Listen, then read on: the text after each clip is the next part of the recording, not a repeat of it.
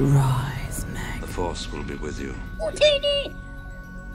Hello my dear friends, and welcome back to another Star Wars news update. In today's video we're going to try and connect the dots between Thrawn and Grogu. We're also going to be looking at Hera Syndulla, who is set to be the main lead in Rangers of the New Republic, and we'll also take a look at speculation for the upcoming Andor series. As always my dear friends, before I dive into it, please may I ask you to hit like down below, subscribe to the channel if you're new, and a huge welcome if you are, and also be sure to give that bell a good old tickle to be alerted each and every time that I post new content to the channel. So before we dive into it, I just want to say yesterday I posted my full documentary, which is called The Three Faces of Rey, an honest criticism of the sequel trilogy. So please be sure to check that out, and without any more jibber jabber, let's just dive straight into it.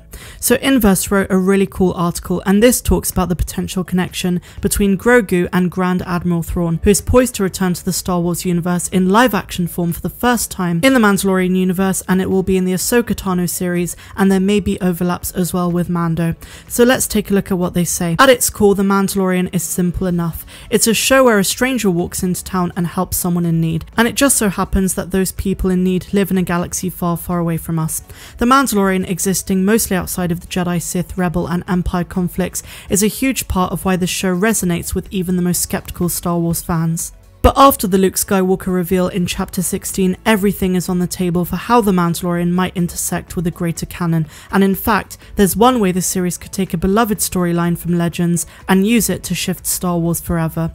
In a compelling Reddit post, one user argues that The Mandalorian actually fits better into the context of Legends than Star Wars canon. This theory recontextualizes The Mandalorian as a prequel of sorts, taking place in the years before the Thrawn trilogy, Timothy Zahn's acclaimed series. So the theory states that Moff Gideon is just the precursor to the big bad Chiss strategist Thrawn, and what we saw is all in preparation for the big plan to create Force-sensitive clones without them going insane. Much like Palpatine cloning himself but suffering some major physical deformities, in the novels Thrawn attempts to clone Jedi but is left with insane and hostile beings, and failed Luke Skywalker clone Luke, which is Luke with 2 U's. The Luke with 2 U's, by the way, is the evil clone of Luke that we see in Legends.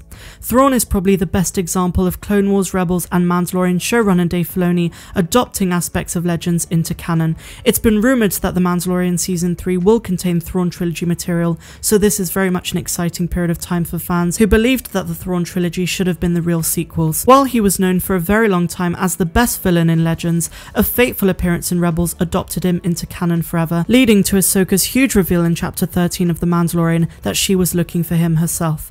Since we now know that Thrawn is still out there in the greater Star Wars universe, it stands to reason that future stories featuring Thrawn will similarly deal with clones, and it just so happens there's a baby Jedi in training out there whose blood has been the object of Imperial Forces' affections lately. And this is how Thrawn could potentially be connected to Grogu. Thrawn could seek out Grogu's blood for cloning purposes, setting up a new Thrawn trilogy of sorts. I think the future of Grogu is going to be much bigger than we can anticipate, and there are some really important storylines coming up. We could even see Moff Gideon conspiring with Thrawn, Ahsoka finally coming face to face with the man who posed such a big threat against her and her allies during Rebels, or perhaps even Thrawn capturing Grogu himself and enacting a cloning plan beyond the proto-Snokes that we saw in Season 2. What we know for certain is that The Mandalorian is doing a lot to revolutionize Star Wars as we know it. I think this would be an absolutely amazing idea, and I have spoken in the last few months about Grogu potentially being linked to Palpatine in some way, although not directly. This article really stretched my mind to think beyond that and think more towards Thrawn, because he might be the next big bad in the Mandoverse on the whole. I literally just can't wait until the day we're sat in front of Disney Plus and we see Grand Admiral Thrawn in live action for the very first time. That will be a huge moment for the Star Wars fandom, and I can't wait. But what do you guys think? Do you think Thrawn is out for Grogu's blood? Do you think there's any connection between them? Or do you think that Grogu is staying put with Luke in the near future, or will he even return to Din? Time will tell, because we're going into Season 3 pretty much blind in spite of a lot of rumours. We have to take everything with a pinch of salt, and until the day that we get Season 3, we just have to wait and be patient. Now my dear friends, staying on the topic of the Mandalorian universe, but moving on to Rangers, we're going to talk about a CBR article which explains why Hera Syndulla is the perfect lead for that show. As you're all probably aware at this point, there is a rumour that states that Hera Syndulla is going to replace Cara Dune for the Mandalorian and Rangers going forward. Let's take a look at what this article says and the arguments that it makes for why Hera is the perfect lead. In The Mandalorian Season 2, when recruiting Cara Dune, Captain Carson Teva stresses how desperately the Republic could use the extra help, as well as local support in the galaxy's remote systems. It is clear that following the Empire's destruction, the former rebels are having a hard time adjusting to their new role as the ones in power.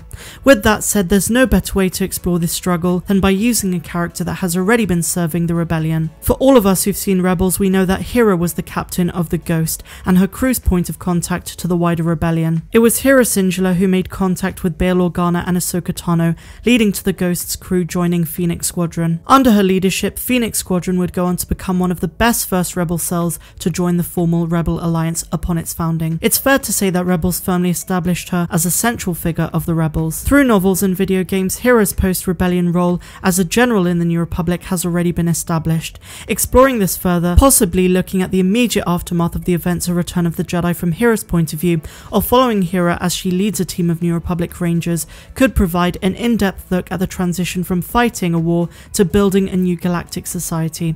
Seeing her join the New Republic could be the perfect connective tissue between that series and Ahsoka. Based on Ahsoka's recent appearance in The Mandalorian, it seems likely her show will follow her hunt for Thrawn and Ezra. Thrawn's history with Hera Syndulla would give her a personal investment in Ahsoka's ongoing mission, and this would provide the perfect overlap for the Mandoverse. All things considered, given Hera's history at the heart of the rebellion, there is perhaps no character in Disney's Star Wars canon better suited to representing the evolution of the New Republic. For many Star Wars fans, Hera Syndulla is the face of the rebellion, not to mention a character strong and complex enough to warrant a series of her own. If Rangers of the New Republic is to succeed in grounding the New Republic's role in Star Wars lore, Hera Syndulla is the perfect choice to lead it. I can only strongly agree with this article because Hera Syndulla fits perfectly into Rangers, and it doesn't feel forced as if it's fan service or they were just scavenging for a character to replace Cara Dune. It works so well, and I can't wait to see her, if of course the rumour does turn out to be true. So let's talk about our final article. This is about the Andor series, and there is a bit of confusion as to where it fits into the Star Wars universe. This article from Heavy states, is the Andor series a prequel? When does it take place exactly? So they write, we've been waiting a long time for the new Andor series since it was first announced in 2018.